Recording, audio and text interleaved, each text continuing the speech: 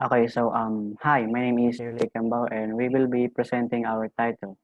The chosen title by our group and the name is The Effect of Using Audiobooks in the Level of Comprehension in ICT Students. Now, let me please introduce first our team or group who made this hard work to have this thesis.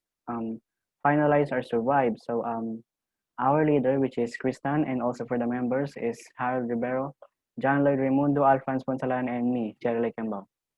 And those are the writers who made this research. So um, before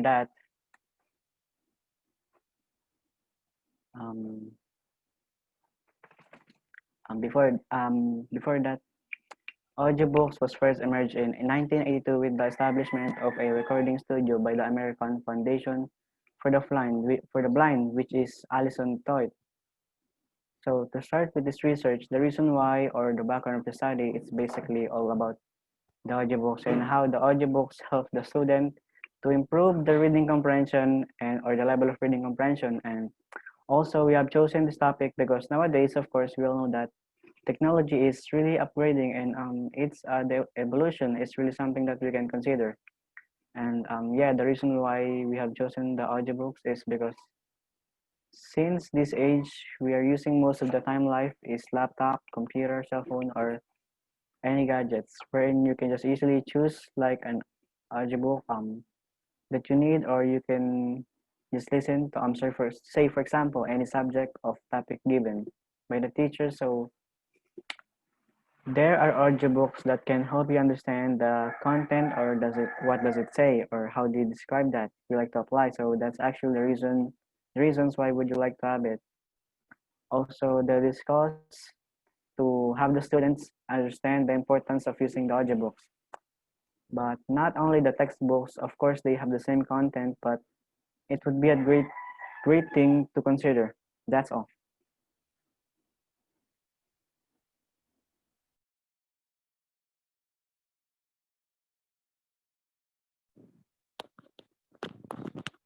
On our theoretical framework, most of us struggling when it comes on reading. There is someone who good in reading but so lazy to read. Audiobooks is a kind of book who can make reading easy. To know the effectiveness of audiobooks, we gathered a survey questions and we choose our fellow computer programming students to answer our survey questionnaire. But the problem is some of us didn't know the audiobooks or not familiarized on it, and some can afford to buy it. So our objective is to publicize the effectiveness and if it can improve our reading comprehension. A research paradigm is the steps that we did in gathering research. First, we look to the background study of audiobooks and some information that will help us to complete our research. And especially, we conduct a survey with our respondents, fellow CP students, and we get the result that we need.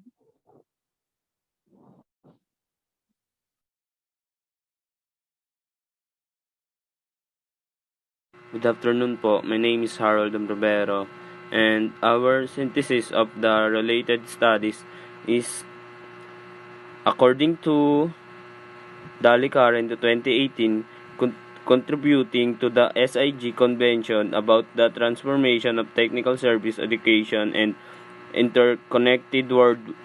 We have been drawn by the theme of educating students on advocacy and role in technical service these days.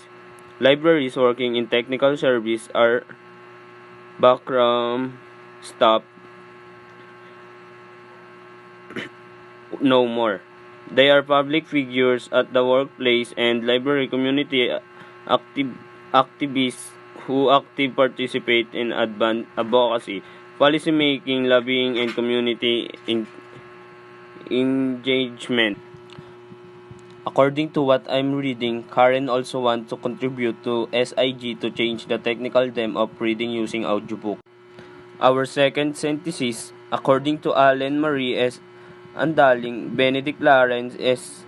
Henson, and more.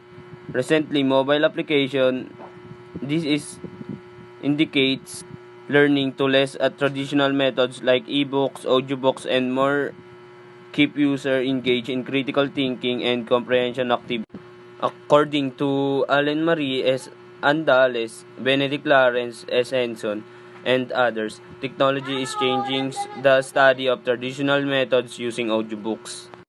According our synthesis of related study, the last synthesis, according to Maria Jojolena Adriano Vanessa, researchers the National University Sampaloc, Manila, after analyzing 10 local English textbooks and after survey to professor teachers, it shows that the life of Lam Ang is the most popular and familiar. According to Maria Jolena Adriano and Vanessa Grace De Leon, Hazel Ramos, and Jenny M. Dino, they did research and survey. The outcome of their survey is moderately acceptable using audiobooks. Let's talk about methodology. Our methodology is research method used by quantitative method, and our population and samplings is simple random sampling 25 grade 12 ICT student, and our data processing is gather the data, compile, interpret, and draw conclusion, and our research design is descripted research design. Our data gathering procedure is questionnaire and survey. Our last methodology is statistical tools, frequency and percentage distribution, and Likert scale. This question is first in a literal question. What is a demographic profile of the grade 12 ICT student is in terms of following age and gender?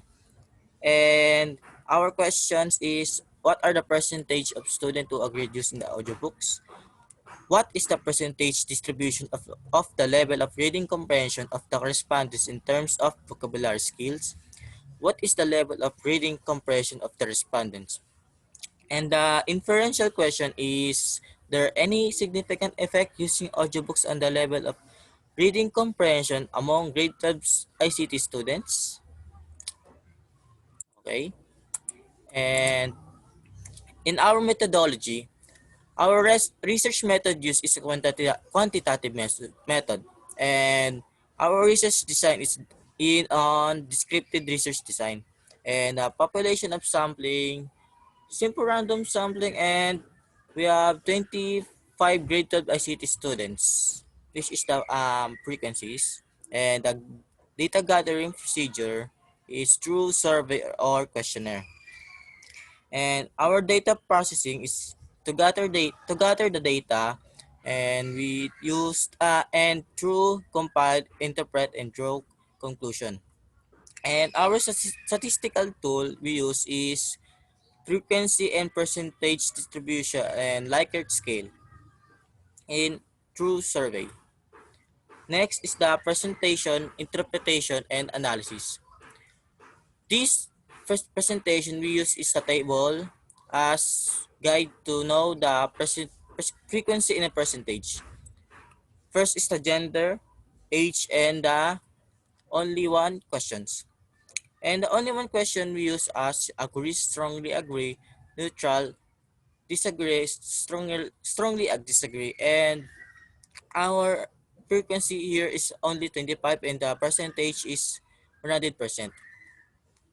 And also is the on age, which is the 15, 17, 18, 19, and the total of the frequency is 25, and the percentage of age is 100%, and also in gender 100% and the 25 percentage.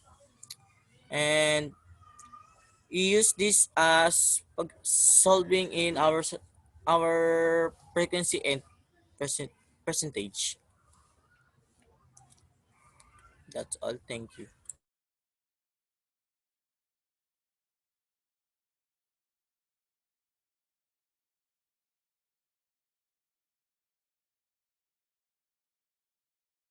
I'm Cristal R. Perez from CP3A. I will defend you the Chapter 5, which is Summary, Conclusion, and Recommendation. Summary.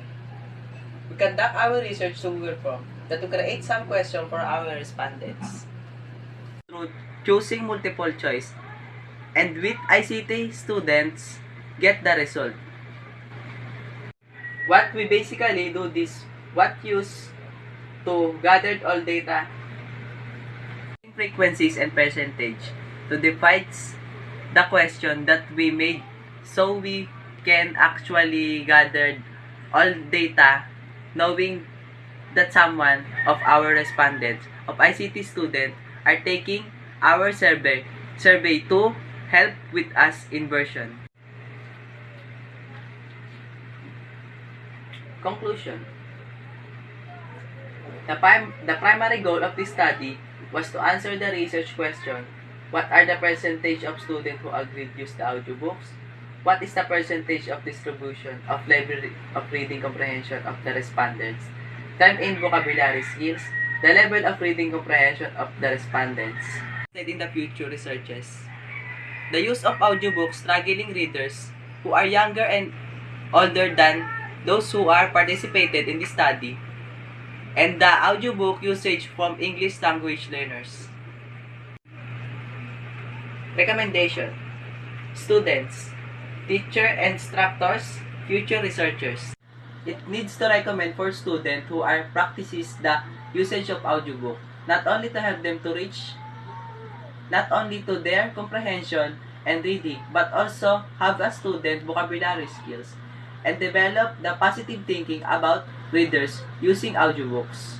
Instructors, it advised to utilize the audiobooks to be used an activity for their classes, as it will surely lessen the effort, but audiobooks can also student to develop the increased quality of teaching.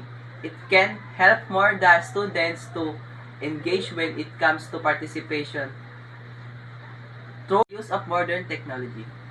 It also recommend for the school administrator to have invention that we would include the use of audiobook, the equipment in improving their student reading ability, to have the continuous positive outlook in using audiobooks.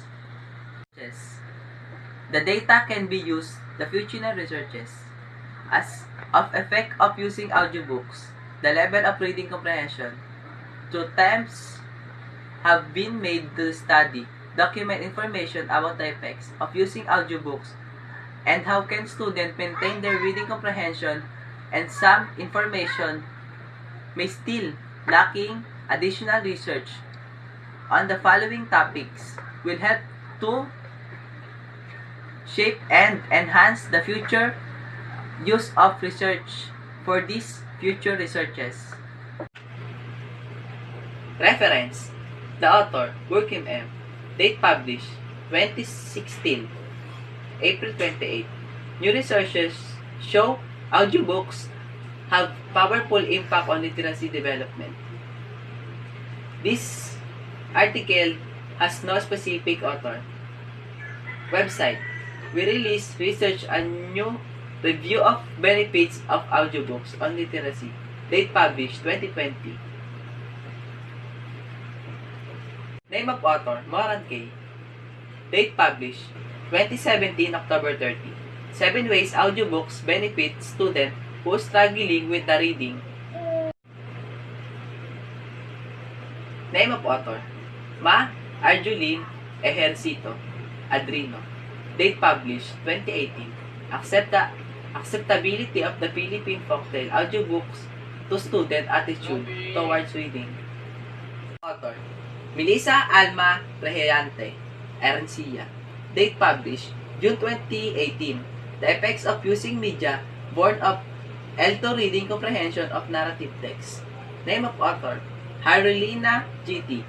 Date published, 2019. The effectiveness of instrumental religious music on selected reading comprehension skills and the reading comprehension of the level of first-year college student. Name of author, Ruel S. De Vera. Date published October 15, 2018. Surprise the Filipino still enjoys books, survey shows. Name of author Majuline Ejercito Andrino. Date published December 2018. Ang acceptability of the Philippine folktale, audiobooks of the student attitudes toward reading. Name of author Ruel S. De Vera. Date published October 15, 2018. Surprise the Filipinos still enjoy audiobooks in the survey shows. This article has no specific author. The website, 7 Ways Audiobooks Benefit Students Who Struggle with Reading. Date published 2017. The name of author, Brenton C. Date published 2020, June 4. How to listen to audiobooks and where get them. The author, Catherine Renton. Date published 2020. How to listen to audiobooks and where get them. A beginner's guide.